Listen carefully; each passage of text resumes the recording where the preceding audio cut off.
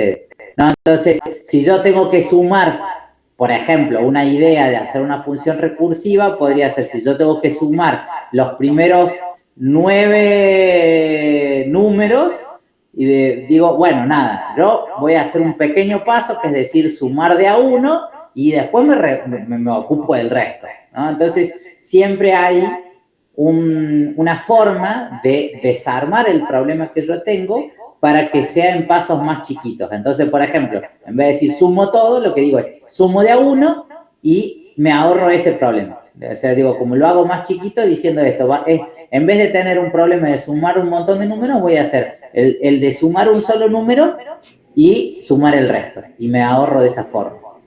Y la otra cosa, ya lo vamos a ver más en práctica en un ratito, pero la otra cosa que tienen las funciones recursivas es que usualmente tienen un caso base, ¿no? Un caso base que es como, que se da como por definición, por decirlo así, ¿no? Por ejemplo, qué sé yo, si supongamos había un problema que era muy clásico que decía, bueno, ¿cómo hacemos para medir el largo de una lista, por ejemplo? Eso ya lo vamos a ver cómo se hace.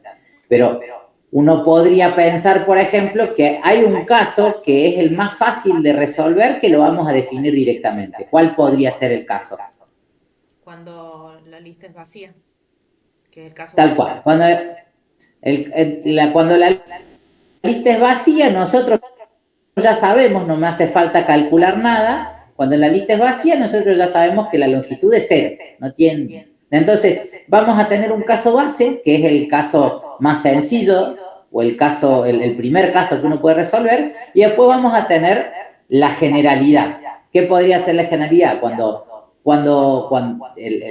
tengamos la lista, lo que decíamos recién, tenemos el caso base, es cuando la lista está vacía, y el otro caso es cuando la lista no está vacía.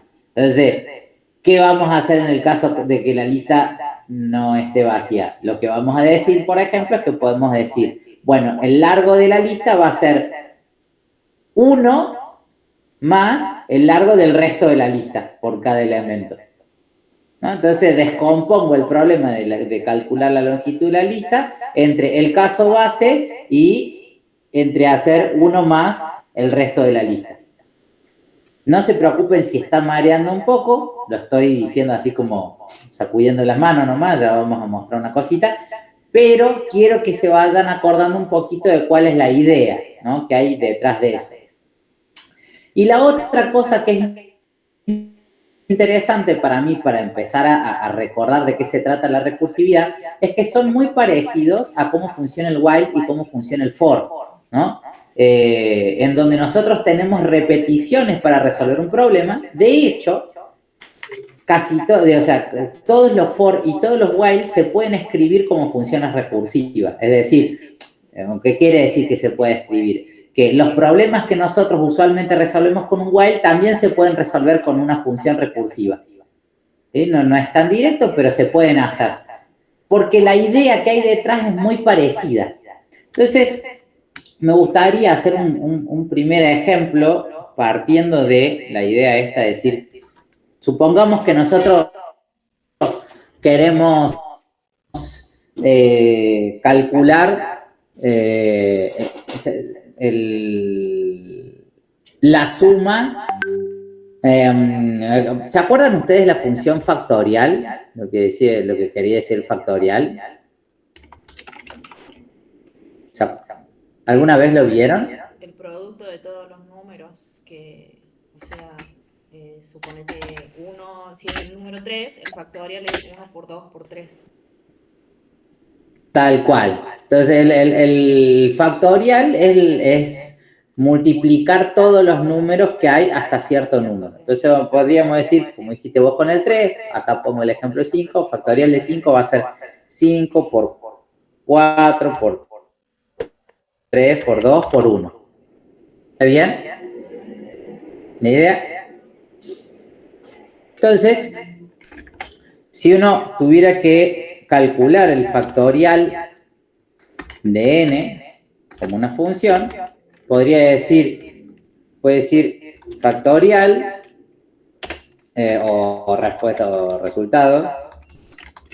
¿Cómo lo podemos escribir con un for o con un while? Ponele, ¿con cuál les queda más cómodo?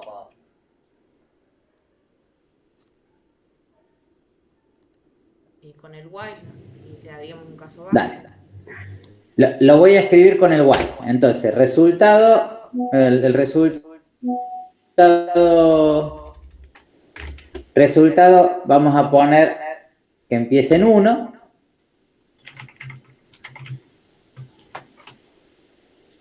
Por decirlo así. Y vamos a poner while. Y lo voy a tomar i igual a n, por decirlo así. Por decirlo así. Entonces, voy a decir while n sea, si nosotros lo queremos hacer de mayor a menor, podríamos poner while n sea mayor que 0. Hacemos resultado igual a resultado por n y n igual a n menos 1. ¿Está bien? Entonces, uno podría decir, hace la multiplicación de todo y voy a decir, voy a hacer un print de n, poner.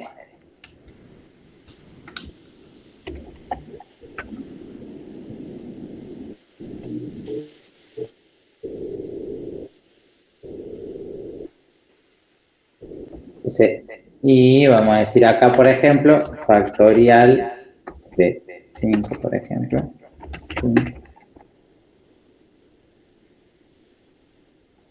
Esto lo voy a borrar.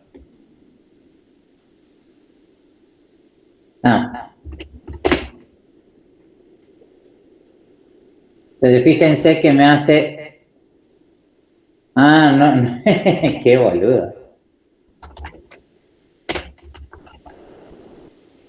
Ya. Entonces, devuelve el resultado.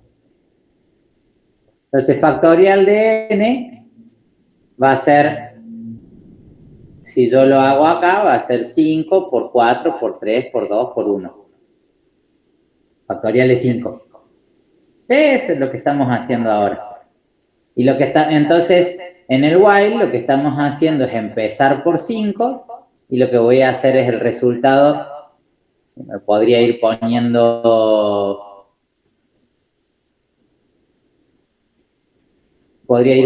acá cuánto es el valor de resultado. A ver si lo puedo hacer más. Voy a poner print.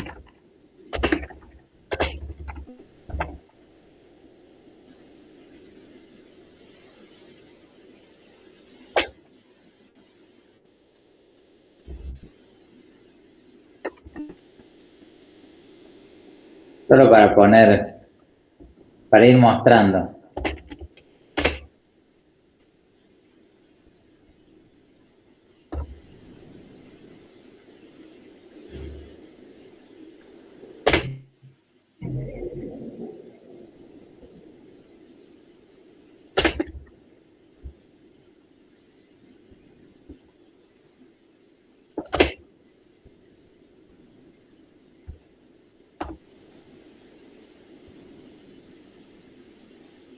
A ver, ahí.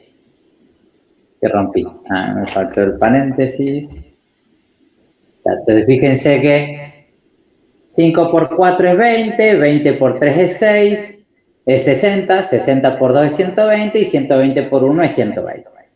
¿Está bien? Entonces, fíjense que el while que nosotros escribimos recién lo que hace es ir multiplicando 5 por 4, por 3, por 2, por 1 y va acumulando el resultado ese. ¿Está bien hasta ahí?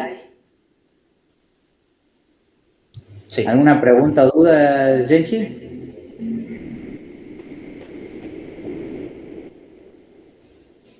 Negativo. Ninguna pregunta del estilo, che, ¿por qué está haciendo una resta? ¿Y por qué empieza con el resultado igual a 1? ¿Y por qué es igual a n? O algo por el estilo. No. ¿Por qué no usaste i? Me podrían preguntar, por ejemplo, que me acabo de dar cuenta.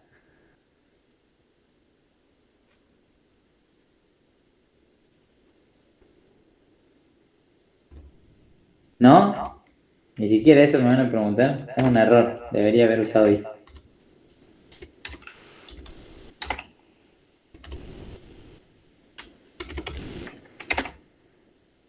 Ahí está. Igual daba igual. ¿Se acuerdan cómo funciona el while? Sí, que mientras que una condición sea verdadera, ingresaba. Y ya cuando daba falso, salía del while. Bien. ¿Y por qué estoy poniendo acá... ¿por qué estoy poniendo acá que i sea mayor que 0 como condición? Porque ahí después les voy a ir restando. En algún momento va a llegar a 0. Bien, en algún momento va a llegar a 0. Entonces yo hay una cosa que estoy haciendo, es ir yendo hacia el caso base. ¿Cuál era el caso base?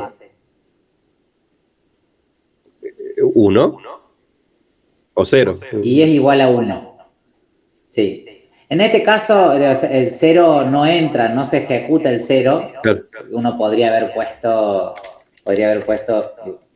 mayor o igual a 1, ¿no? Para que entre. Y en este caso yo considero 1 es el caso base, por ejemplo. Y acá hago que... y entonces acá yo pongo acá que i es igual a i menos 1. Acá lo que estoy haciendo es, voy yendo al caso base. ¿Está bien? Sí. Bien, entonces, siempre hay una cosa que pasa, que esto es un poco más loco con el while en general, pero siempre hay una cosa que uno tiene que pensar, que los while nosotros los escribimos de una forma que en algún momento termine, ¿no? Siempre nosotros tratamos de que el while termine en algún momento, a menos que pongamos un while true para cortarlo por alguna condición que pongamos adentro. Pero si no, siempre que hacemos una función con while o siempre que hacemos una función con for, lo que queremos es que en algún momento eso termine. Entonces, usualmente, para que eso termine, vamos pensando que tenemos que irnos moviendo hacia un caso donde se salga el ciclo, se deje de cumplir la condición, por ejemplo, o se me termine la lista. ¿Sí?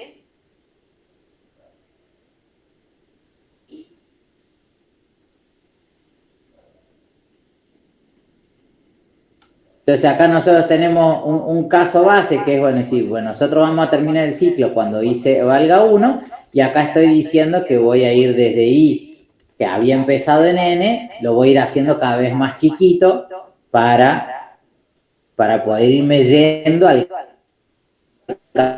caso base, por decirlo así. Están todos con cara de que estoy hablando en chino. ¿Qué pasa? O es muy boludo y... Yo lo entiendo, profe, no sé. Tal vez puede ser cara de sueño, pero no cara de que te hablan de chino. Nah, está muy aburrido nada más. No. Gracias. Me está tirando un centro el ese. Les estoy comentando esto porque ahora la pregunta sería, ¿qué pasa si ustedes lo estuvieron viendo? ¿Cuál sería la idea de escribir una función recursiva para hacer una función recursiva? Lo que tendríamos que hacer acá es hacer una función que se llame a sí misma. Entonces, hay una cosa que es medio pava que uno puede pensar con el factorial, que es decir esto. Sí. Perdón, antes que continúes. Está mal lo que da el print, ¿verdad? ¿Por qué? Porque 1 por 5, está bien que 5, 5 por 5 no es 20. 5 por 20 no es 60. ¿Y qué hice yo acá? No, está muy bien, está muy bien. ¿Qué rompí? Creo que es resultados por n, creo, ¿no? No, por n no. No, está bien, es No, sí. ¿Y por qué se rompió? porque ahí lo vamos Ah, modificando. que acá puse N. Ah, N, es verdad. Qué boludo. Ah, ahí. Por I. Ahí está, no lo había reemplazado. Ahí está. Ahora sí. 1 por 5 es 5. 5 por 4 20. Ahí está. Ahora sí da el número. Ahora está. El cálculo estaba bien, pero el print estaba mal. Claro, el print era la bocha. Sí. Pero pensemos un segundito en esto que no es tan loco. Uno tiene factorial de 5, por ejemplo, por poner un valor, va a ser igual a 5 por 4 por 3 por 2 por 1, ¿no? Eso estamos de acuerdo, ¿o no? Sí, sí. ¿Sí? Si yo tuviera que tratar de pensar en, bueno, yo voy a tratar de que esto lo voy a mirar como algo como es de un pasito más la misma función más chiquita. ¿Qué se les ocurre a ustedes? ¿O se les ocurre alguna forma de acomodar esto? Y por lo que De alguna forma que conocemos, digamos, empezando por 5 por 4, por esos dos números. Sí, es muy normal que nos pase eso, pero yo lo que quiero hacer es escribir algo así como si fuera factorial de un número más chiquito, por ejemplo, en este caso. Y puede ser n por n menos 1. Casi. Pero seguí pensando en el caso de factorial de 5, ¿no? Factorial de 5, ¿cómo lo podría escribir? 5 elevado a la 5. No, voy a hacer una cosita acá. Voy a poner... ¿Cómo es factorial de 4? Ah, 3, Es 4 por 3 por 2 por 1 por 1, perdón. claro. Sería factorial de 5 igual a 5 por el factorial de 4. ¿Y así? Mira, para. Entonces ahí sí, pero dame un segundito. Vamos a esto. Sí. Factorial de 3 va a ser 3 por 2 por 1. Y si yo escribo factorial de 2, va a ser igual a 2 por 1. Y si hago factorial de 1, va a ser igual a 1 por 1. O 1. O 1. 1, sencillamente. Entonces, ¿qué encontramos ahí de parecido? Que se va haciendo más chiquito. O sea, va haciendo cada vez más chiquito. Entonces, si yo lo escribo de esta forma, me puedo dar cuenta, por ejemplo, que el caso más chiquito, ¿cuál es? Factorial de 1. Factorial de 1. Y los otros son factorial de 2, 3, 4 y 5. Entonces, yo puedo escribir el factorial de 2 como algo por el factorial de 1. Sí. Factorial de n. No metamos n todavía. Ah, perdón, factorial. Esto va a ser 2 por El factorial de 1. factorial de 1. factorial de 1, porque es 1. Sí. ¿Sí? Y 3, el 3 factorial de 3 Factorial Por factorial de 2. de 2. va a ser 3 por factorial de 2. Ujú. ¿Sí? Y acá va a ser 4 por factorial de 3. Y este va a ser 5. 5 por 5 factorial de 4. por factorial de 4. ¿Está bien? Sí, sí. Entonces, fíjense, nosotros tenemos acá 1. Tenemos el caso más chiquito. ¿Cuál es el caso más chiquito? N igual a 1. N igual a 1. ¿Sí? Y caso general. N. ¿Sí? ¿Va a ser igual a qué cosa? ¿A 5 factorial de 4? ¿O no? ¿O factorial de n? Ahora sí estamos pensando en N. ¿Factorial de n? Entonces, factorial de N va a ser igual a qué cosa? A n por el factorial de n menos 1. Tal cual. N por factorial de N menos 1. ¿Quieren que lo escribamos para que vea cómo se ve? Sí, sí. Sí. Entonces voy a escribir factorial de N. Esto vamos a hacer un entero. Y me devuelve qué cosa. Un entero. Un entero. Entero. Y me devuelve un entero. Vamos a usar un if para separar los casos.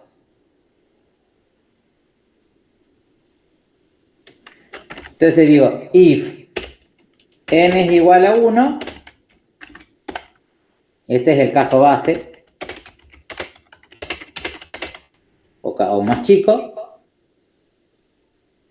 ¿cuánto vale factorial de n en el caso de que n sea igual a 1? 1. 1. Entonces vamos a hacer return 1.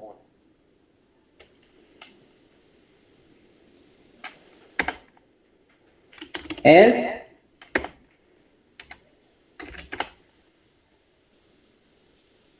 n, resultado va a ser igual a 1, y si no, el resultado va a ser igual a, n sí, por el factorial de n menos 1.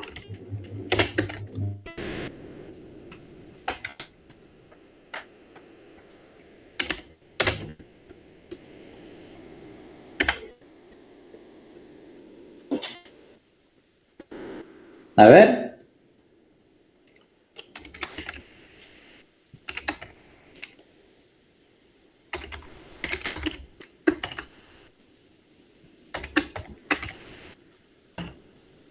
Que rompí.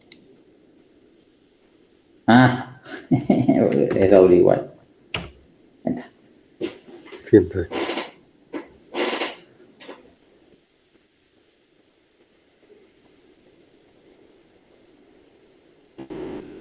Hagamos la ejecución paso por paso. Sí. No, lo voy a hacer con 3 para que no sea tan largo. Es 6. Entonces, vamos a ejecutemos. Debo guardar el programa. Bueno, ahí lo guardo.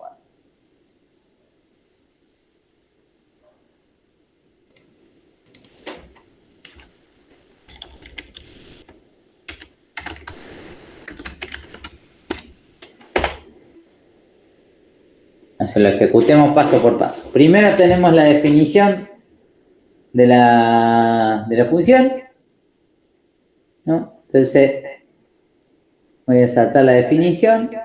Vamos a ejecutar factorial de 3. Ah, capaz que lo puede ser más fácil de hacer con el Python Tutor.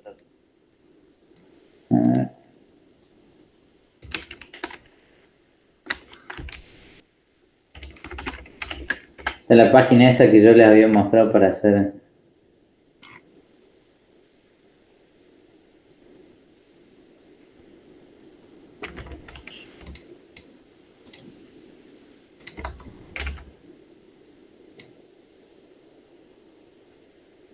Bueno, vamos. Entonces tenemos la definición de factorial. Tenemos n igual a 3. Vamos a entrar acá. N es igual a 1. No. No. No. Entonces va al siguiente. Dice resultado va a ser n por factorial de n menos 1. Entonces ahí lo llama. Pregunta, ¿n es igual a 1? No. No. No. Entonces, ejecuta resultado igual a n por factorial de n menos 1. Así se llama de nuevo. N igual a 1. Dice, f es igual a 1. Sí. Sí. Sí. Entonces, fíjese, hace resultado igual a 1. ¿Está bien? Es como la muñeca rusa. Que una va dentro de la otra, de la otra, de la otra, de la otra, hasta que llega a la más chiquita. ¿Sí? Y ahora la empieza a armar todo de nuevo. Entonces dice, bueno, resultado era igual a 1. Devuelve 1. Ahora vuelve al llamado anterior de la función y dice, el resultado era 2. Porque era 2 por 1. Entonces, después hace 3 por... para n igual a 3, hace 3 por 6, que era el resultado anterior, y devuelve 6. O sea que va retornando el resultado cada vez, o el resultado del final ya devuelve el 6 entero. Sí, en lo que pasa, si vos te fijas, es que resuelve al final. Hace n por factorial, ponele que lo hacemos acá con 3. Hace 3 por factorial de 2. ¿Se fija cuánto vale el factorial de 2? Y el factorial de 2 va a valer 2 por el factorial de 1. Entonces, va y se fija cuánto vale el factorial de 1. Entonces, si uno lo tiene que desglosar, esto lo podría escribir así como, empieza de esta forma. Dice, factorial de, vamos a poner factorial de 3, va a ser igual a 3 por factorial de 2. Por factorial de 2. ¿Está bien? Entonces, hasta ahí no sabe, no tiene un resultado todavía. Entonces, tiene que llamar ahora factorial de 2. Entonces, va a decir, bueno, factorial de 3 va a ser igual a 3 por... ¿Cuánto valía factorial de 2? 2. O sea, 2 por factorial de 1. Por factorial de 1. Y ahora va de nuevo.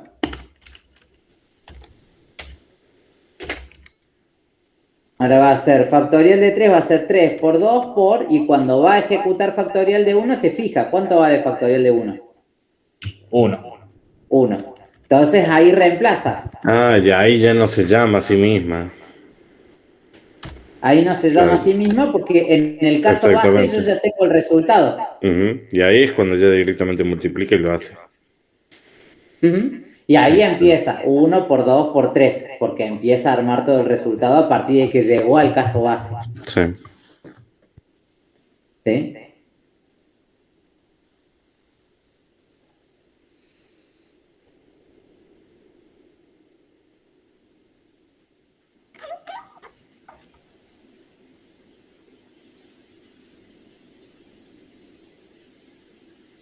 ¿Estamos hasta ahí? Sí, sí. Nomás me ha fallado el return value que hacía. Sí, porque si no...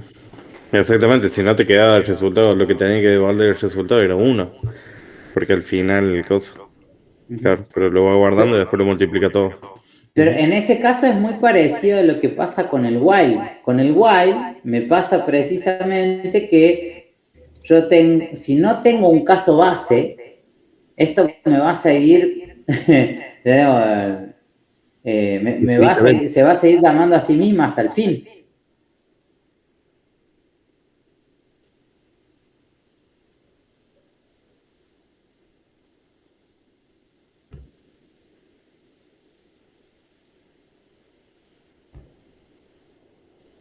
Y si no hago un menos 1, también me va a pasar eso. Es como cuando yo hacía, mientras i sea mayor, en este caso, ¿qué problema puedo tener?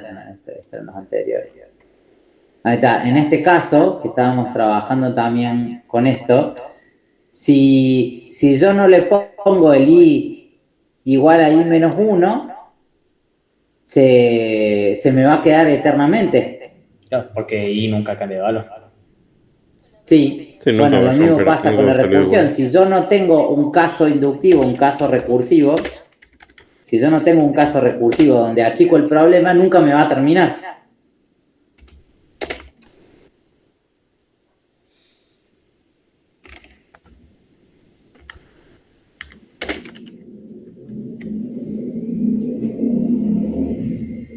¿Cómo la ven hasta ahí?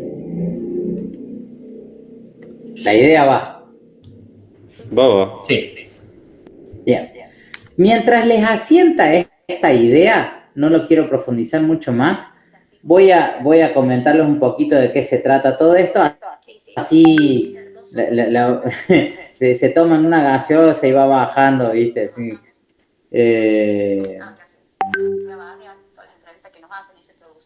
¿Vieron que hay veces cuando hay algo que es muy complicado, que necesitan ir a pegarse una ducha, salir a correr o algo para irlo digiriendo? ¿Viste? Así, y después al rato es que dicen, ¡ah! Bueno, entonces no los quiero atosigar con más información, los voy a dejar ahí tranquilito con esta definición del factorial y ya vamos a retomar. Pero mientras les voy a ir contando algo que tiene que ver con este tema en particular y tiene que ver con todo lo que estuvimos viendo antes. ¿Alguna vez escucharon ustedes la palabra paradigma de programación? Sí, con vos la escuchamos cuando empezamos a ver el paradigma de programación orientada a objetos. Tal cual. ¿Sí? Nosotros tenemos en el mundo de la programación varias cosas. Pero lo que estuvimos nosotros viendo en primer año fue esto que está en amarillo que se llama programación imperativa, ¿no? Cuando ustedes escuchen alguna vez, esto es para ponerle palabras a cosas que ustedes ya saben.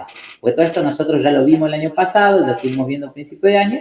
Ahora les voy a dar un par de palabras para explicarle un poco de qué se trata. Pero básicamente los paradigmas de programación tienen que ver con formas de pensar la programación, ¿no? Lo que estuvimos viendo nosotros el año pasado, esto de todo lo que vimos antes de programación orientada a objetos y lo que vimos con programación orientada a objetos, yo un poco lo que les dije en ese momento es que no es que haya cosas que ustedes no puedan hacer con programación. O sea, digo que programación orientada a objetos es necesaria porque con la otra programación ustedes no lo podían hacer. Todo lo que tiene que ver con el if, el for, el while, las definiciones de funciones, todas esas cosas que estuvimos viendo nosotros el año pasado, hasta programación orientada a objetos, le solemos decir programación imperativa, o sea, programación estructurada. Todo eso se llama programación imperativa. Fíjense que se los pinté en amarillito acá para que lo vean. Entonces, dentro de lo que es programación imperativa, nosotros tenemos la programación estructurada y procedimental y modular, que le decimos en realidad. Pero básicamente tiene que ver con que ustedes, la parte de programación estructurada tiene que ver con lo que nosotros estuvimos viendo del if y el while y el for, ¿no? Son las instrucciones básicas de programación y eso, con esas herramientas ustedes podrían hacer cualquier programa. Cualquier programa se podría resolver con variables, asignaciones, if, while y for. Cualquier programa. Solo que sería muchísimo más largo y complicado. Pero cualquier programa lo podrían hacer con eso. Lo que diferencia lo que ustedes vieron el año pasado con la programación orientada a objetos es solamente la forma en la que se piensan los problemas, ¿no? Vieron que nosotros cuando empezamos a ver programación orientada a objetos, vimos lo que era una abstracción, lo que era un método, lo que era un atributo, que era como una forma de organizar los problemas de otra forma. pero nada más. Entonces, ¿qué es lo que fue difícil para ustedes cuando empezamos a ver programación orientada a objetos? Que les obligaba a ustedes a pensar de otra manera los problemas. Esa es la parte más complicada de aprender programación orientada a objetos. Entonces, ustedes, el problema fue que les cambió la forma de pensar. Cada una de esas formas de pensar los problemas se llama paradigma dentro de la programación. ¿Sí? Entonces, hasta ahora ustedes saben dos paradigmas, programación imperativa y programación orientada a objetos. ¿Estamos hasta ahí?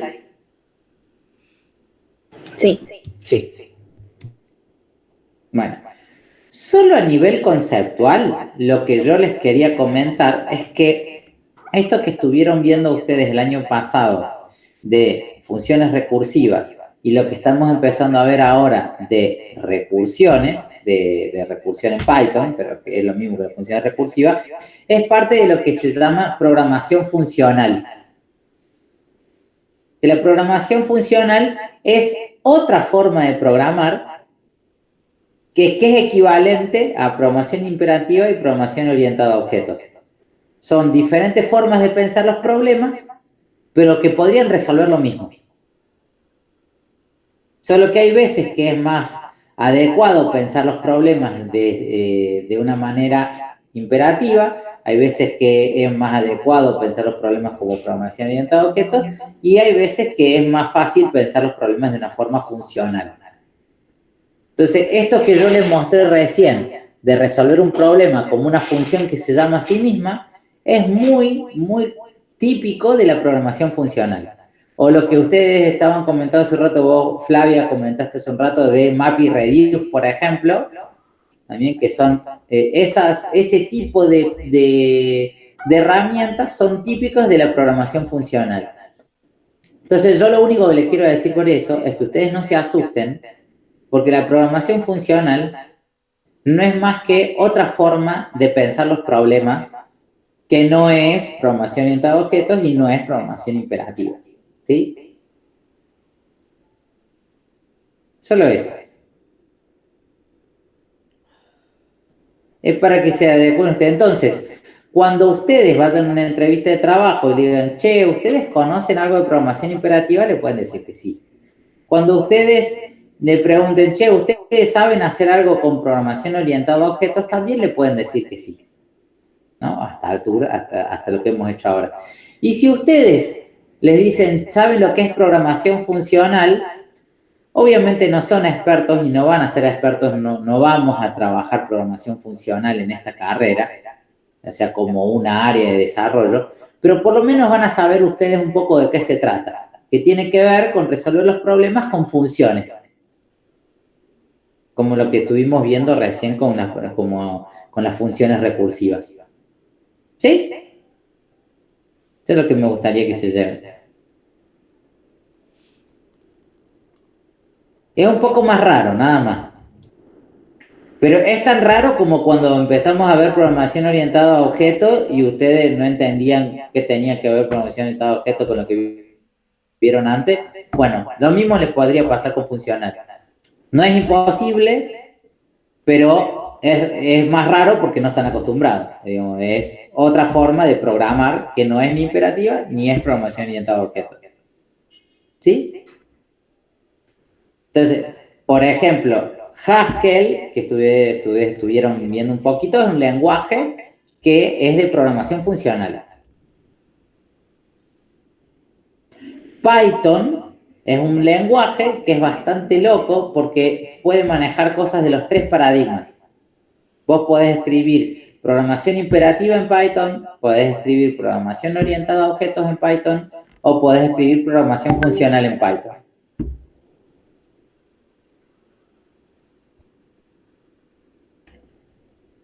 Es muy raro Python. ¿Y esos son los únicos tres tipos de programación que hay, Mati, o hay varios? En general sí. En general son los tres tipos de paradigmas de programación que hay. Digamos así, programación imperativa, donde vos tenés, por ejemplo, C, y ahí es donde vos podés empezar a charlar de algunos lenguajes de programación. C trabaja solamente programación imperativa. C++ lo que hizo fue agregarle programación orientada a objetos a C. Entonces esa es la diferencia que hay entre C y C++. Que C++ podés programar clases y podés hacer programación orientada a objetos. Con C no. C# también tiene programación orientada a objetos y es un lenguaje un poco más moderno, pero digo, ahí vos podés ver algunas diferencias de algunos lenguajes. Lenguajes que son compilados, lenguajes que son imperativos, lenguajes que son funcionales, lenguajes que son orientados a objetos.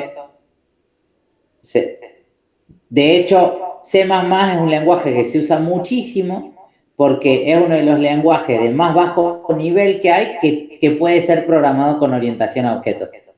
Entonces, hay un montón de los videojuegos, por ejemplo, que necesitan ser súper eficientes, usualmente están programados en C++, por eso, porque es un lenguaje de bajo nivel, compilado, con orientación a objetos.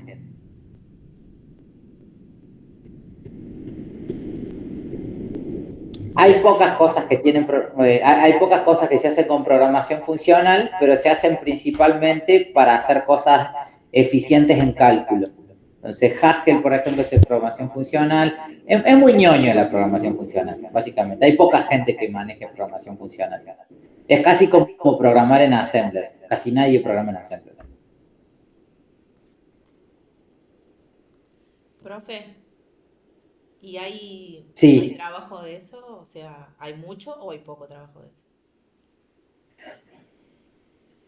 Así como hay poca gente, se paga muy bien. Entonces, precisamente porque hay poca gente que maneje funcional o poca gente que maneje Assembler, ese tipo de trabajo se paga mucho, porque hay poca gente que lo sabe hacer. Como hoy en día aprender COBOL también. Hay muy poca gente que sabe COBOL, que es un lenguaje de programación. Y hoy en día, gente que sepa manejar bien COBOL, se le paga una boludez de plata. Porque hay sistemas de los bancos que siguen funcionando con COBOL y necesitan seguir haciéndolo funcionar y hay poca gente que programe en eso. Ahí tenés Sí. Ahí tenés como un balance, digamos. Entonces,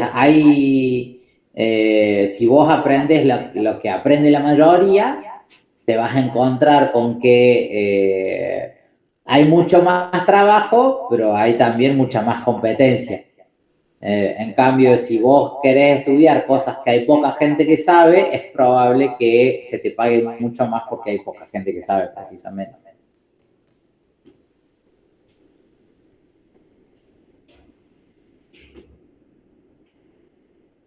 Por eso tampoco es siempre muy válida la idea de, voy a estudiar JavaScript porque hay muchos trabajos piden que sepa JavaScript. Bueno, nada, es un criterio, obvio, es un criterio válido, pero también puede haber otro criterio.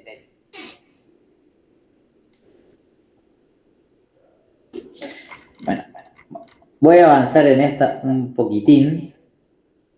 Entonces, yo les quería mostrar, por ejemplo, acá nosotros tenemos un ejemplo que dice de programación imperativa estructurada, que es uno de los programas que nosotros hicimos a principio de año. Vos tenés un input, tenés un reintento, tenés un while, tenés un print, tenés otro input, un print, ya está, ¿no?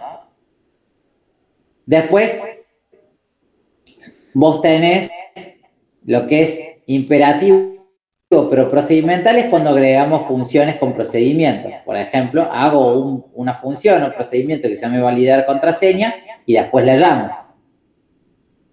¿Sí? Eso es programación imperativa, pero con procedimientos.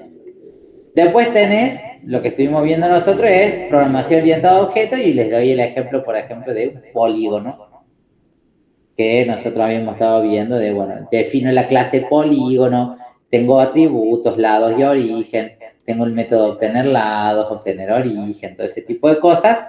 Eso es un problema resuelto con programación orientada a objetos.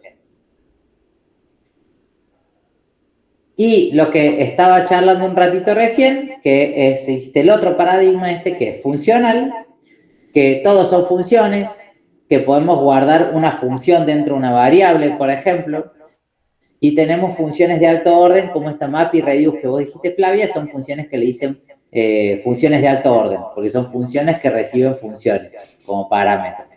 Eso los debe haber mareado un montón el año pasado.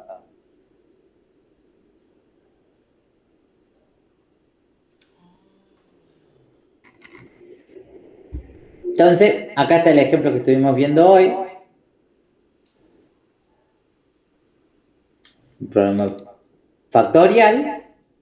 Lo que me gustaría mostrarles es que en este caso del factorial ustedes toman un entero, n, y devuelven un entero.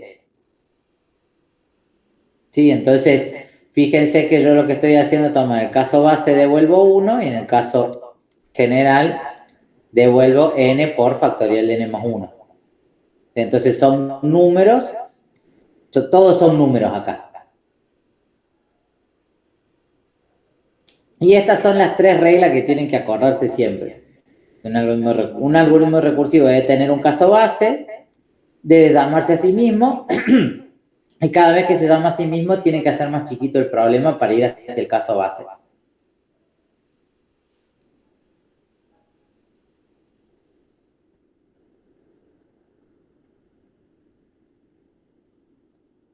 ¿Está bien hasta ahí? Sí. Sí, perfecto. Sí. Sí. Bueno. Entonces le dejo el ejemplo de la sumatoria. Me gustaría mostrarle un ejemplito más para trabajar. Fíjense, vamos a trabajar sobre este ejemplo. Lo voy a poner más grande.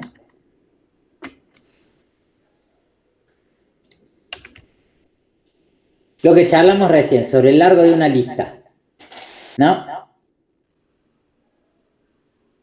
Para calcular el largo de una lista, lo que tiene que tomar la función es una lista y devolver un entero, ¿no? Esa es la idea general. Para calcular el largo de una lista, yo le doy una lista y me devuelve un entero diciendo qué largo tiene. Ya habíamos charlado hace un ratito. Nosotros tenemos el caso base es cuando la lista está vacía. Y el caso general es cuando la lista no está vacía. ¿Está bien? Sí. Sí. Bueno, ¿cómo hacemos? En el primer if puede ser resultado igual a 0. 0. Está muy bien. Bien. Y antes de decir cómo se programa, y en el segundo caso, ¿cuál sería la idea? Que vaya entrando a la lista y vaya contando de a uno, pero que le vaya sacando los elementos. Bien, entonces le tengo que sacar un elemento, porque yo tengo que agarrar y decir, va a ser 1 más una lista un poco más chica. Sí. Para que se vaya acercando al Caso base. caso base. Al caso base. Entonces yo lo que tengo que ir haciendo es ir sumando de a uno y a ir acortando la lista a la que le tengo que contar la cantidad de elementos.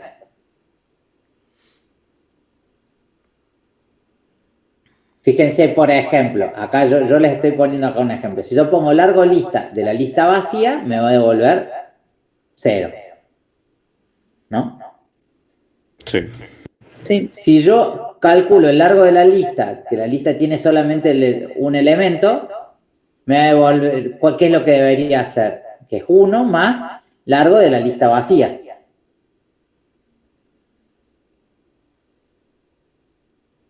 ¿Cómo hago para hacer esa descomposición? Se lo guarda en resultado. Claro, puedo hacer ese resultado, va a ser igual al resultado más 1. Va a ser 1. No, 1 y después llama al largo de la lista, Sí. pero no me acuerdo cómo descontábamos de la lista. Punto pop. Con pop. Ah, Eso podría ser una opción. Eso podría ser una opción. vamos a hacer L.pop. Ponele. ¿Está bien? Y eso le saca un elemento a la lista. Pero no entendí ahí por qué. Ah, porque él es la lista. Está bien. Pero, igual hay un Tiene que problemita llamar. ahí, ¿no? Hay un pequeño problema ahí. Porque L.pop no me devuelve la lista, me devuelve el elemento que está ahí. No sé si te parece cualquier cosa, pero Claro, el sería como len no largo de da la el largo de la lista. lista. Un len. No, fíjense que largo lista toma una lista. Yo le tengo que dar una lista a largo lista. Claro, y le estás dando en este caso como el string A, pues, vendría a ser. Porque Que en es el este elemento que caso está. pasa eso, porque L.pop me va a devolver el elemento que está en la lista, no me va a devolver la lista, ¿se entiende? ¿Qué otra forma habíamos conocido nosotros para quedarnos con un pedazo de una lista? Con el slice, ¿no era? Sí, muy bien, caballero. ¿Cómo era el slice? Creo que ponías la lista, punto slice, y después las posiciones que querías conservar. No Creo que hacía era así. falta poner, sí, no hacía falta poner punto slice. Era cuando poníamos entre corchetes con unos 2 puntos, que le decíamos desde dónde hasta dónde, ¿se acuerdan? Sí, ahora me acuerdo. Entonces, en este caso, lo que vamos a querer es sacar el primer elemento, que el índice es 0. Entonces, yo le puedo decir, te voy a pasar el largo de la lista desde el elemento 1 en adelante.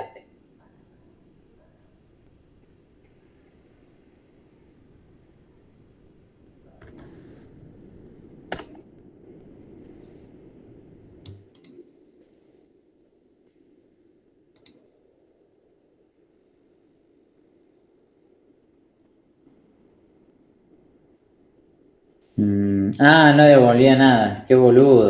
Tengo el mismo problema de la otra vez.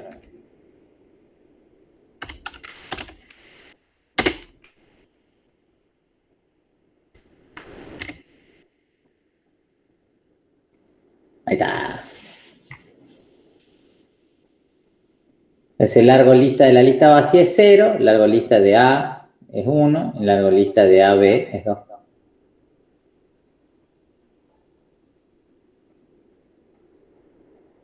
Alguien se le engranó el cerebro. Sí, tal vez como el límite final, o sea, del elemento 1, o sea, y si no le poníamos nada a la derecha, digamos, hasta el final de la lista vendría a ser. Hasta el largo de la lista. Sí, Claro. sí. Claro, Entonces yo así lo que como estoy usamos queriendo el hacer es como cuando ustedes veían en el año pasado algo así como X seguido de XS. Viste que decía, yo tengo el primer elemento y el resto de la lista. O como veíamos en la lista enlazada, tenemos la cabeza y la cola.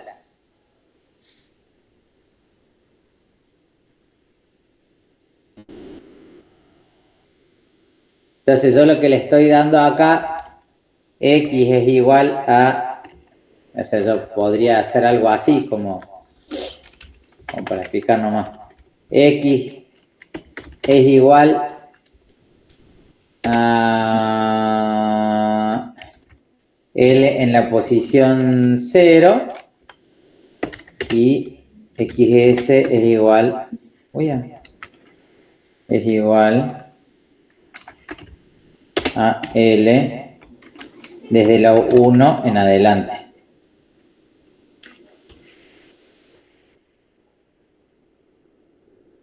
¿Se ve?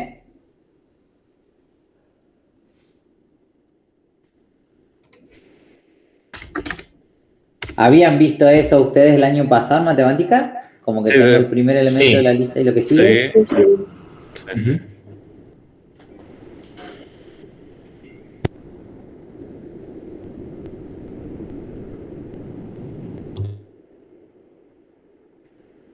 Bueno, los dejo reposar en tranquilidad.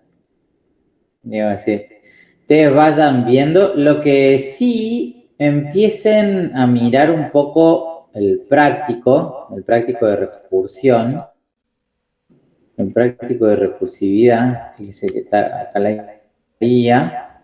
Van a ver ustedes que tienen un par de ejercicios. Yo lo que quiero es que los traten de desglosar a los primeros ejercicios. Fíjense, por ejemplo, dice, de la secuencia de ejecución de la siguiente función. Yo tengo la función suma, que tengo un caso base, que suma de 0 es igual a 0, y suma de n es igual a n más suma de n menos 1, ¿no? Esto es lo que vieron ustedes el año pasado, se escribe de esta forma, se escribe en Haskell, las recursiones. Entonces, si yo hago suma de 3, esto va a ser igual a 3 más suma de 2, igual a 3 más 2 más suma de 1, igual a 3 más 2 más suma de 0, esto es igual a 3 más 2 más 1 más 0, igual a 6. ¿Sí? Entonces, yo lo que quiero que hagan ahora es hacer algunos de estos ejercicios desglosándolo igual. Yo tengo acá la definición de factorial de 0 es igual a 1, el factorial de n va a ser n por factorial de n menos 1, hagan el factorial de 5. ¿Sí? Entonces esto empezaría como factorial de 5 es igual a 5 por factorial de 4, y así sucesivamente, ¿no? Continúe usted. ¿Es únicamente hacerlo de esa forma, Mati, o lo tenemos que hacer así en función como nos demostraste? O sea, ahora... Es como si lo escribiera Ahora se lo escribe en una hoja. Ahora solo escribirlo. El último ejercicio es escríbanlo en Python. Pero si ustedes... Pero ¿cuál es la intención de los ejercicios? Que ustedes puedan ir internalizando cómo funciona la recursión a medida que haciéndolo a mano, digamos, como diciendo, bueno, entonces esto es esto otro. Y después, una vez que ustedes ya tengan más o menos más práctica en cómo es que se desglosa la recursión, ahí se les va a empezar a ocurrir cómo escribir programas recursivos. Entonces, por ahora solamente desármenlo como lo estaban marcando acá. ¿Sí? Bien. Bueno. Es como aprender a correr. Si uno empieza a correr, primero tenés que empezar a caminar y trotar 1 minuto, después trotar 2 minutos, después trotar 3 minutos. Tranca. Ahora solamente desglosen las funciones recursivas